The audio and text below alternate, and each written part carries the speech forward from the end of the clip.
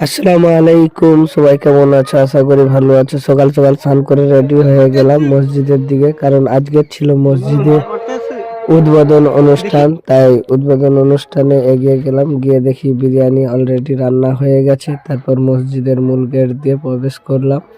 মসজিদটা খুব সুন্দরভাবে সাজিয়েছে, ছোট ছোট ছেলে মেয়েরাও চলে এসেছে।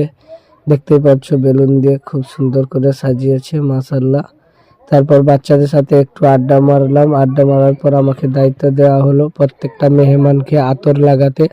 তাই সবাইয়ের হাতে আদর লাগিয়ে দিচ্ছিলাম। ফাইনালি জুম্মার নামাজ শেষ হওয়ার পর সবাই খেতে বসে পড়েছে, আমিও খেতে বসে পড়লাম। তারপর প্লেটে দিয়ে দিল স্যালাড, তারপর চলে এলো বিরিয়ানি।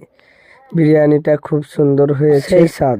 তারপর আমি বিরিয়ানি খাওয়া শেষ করার পর মিষ্টি দিয়েছিল, মিষ্টি খেতে খেতে আমি যাই।